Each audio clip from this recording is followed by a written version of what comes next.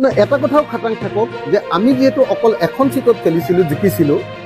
গতিকে এইবাৰ আমি এখনতকৈ বেছি জিকিমেই অকলেই খেলোঁ বা বেলেগকৈ খেলোঁ গতিকে আমাৰ লোকচান একো হ'বলগীয়া এইবাৰ ইলেকশ্যনত নাই তথাপিও আমি বাৰম্বাৰ এটাই কথা কৈ আছোঁ যে এই নিৰ্বাচনটো নিজৰ দলীয় সংগঠন বৃদ্ধি কৰাৰ নিৰ্বাচন নহয় আমি 126টাতে কেণ্ডিডেট দি দিলে আমাৰ সংগঠন বাঢ়ি যাব কিন্তু সদায় আমি একতাৰ কাৰণে নিজকে ছেক্ৰিফাইচ কৰি আহি আছোঁ আপোনালোকে সকলোৱে জানে 2021 চনত আমি বিশ্বাসঘাতকতাৰ বলি হ'লোঁ 2021 চনৰ উপ নিৰ্বাচন হাওৰাৰ মৰিয়নি তাতো বিশ্বাসঘাতকতাৰ বলি হ'লোঁ ৰাইজৰ দল 2024 চনৰ আপোনাৰ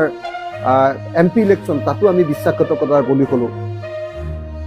2025 চনৰ উপ নিৰ্বাচন তাতো আমি বিশ্বাসঘাতকতাৰ বলি হ'লোঁ বিহালী বা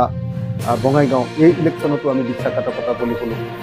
তাৰ পাছতো আমি বাৰম্বাৰ কৈ আছোঁ যে নাই আমি একলগ হ'বই লাগিব এইটোক যদি কোনোবাই দুৰ্বলতা বুলি ভাবিছে আমি একলগ হ'বলৈ কোৱা কথাটো যদি কোনোবাই দুৰ্বলতা বুলি ভাবিছে তেতিয়াহ'লে তেওঁৰ গাত আচলতে বিজেপিৰ বীজাণুটো সোমাই আছে বিজেপিৰ বীজাণু সাম্প্ৰদায়িকতাৰ বীজাণু বিজেপিক জিকোৱাৰ তেওঁৰ মনৰ ভিতৰত অকণমান মানে হেৰিটো লুকাই আছে তাত সেইকাৰণে মই আহ্বান জনাব খুজিছোঁ মই তাৰ বিৰুদ্ধে এটাও বাক্য ক'ব খোজা নাই এইবাৰ আমি একলগ হ'বই লাগিব নহ'লে আকৌ বিজেপি আহিব গতিকে বিজেপিক পৰাভূত কৰিবৰ কাৰণে একলগ হোৱাটোৱে হ'ল একেবাৰে সহজ আৰু সত্য কথা এইটো নহ'লে আমি মৰি যাব দেশ মৰি যাব জাতি মৰি যাব জনগণ মৰি যাব মূল্য বৃদ্ধিৰ কাৰণে মানুহৰ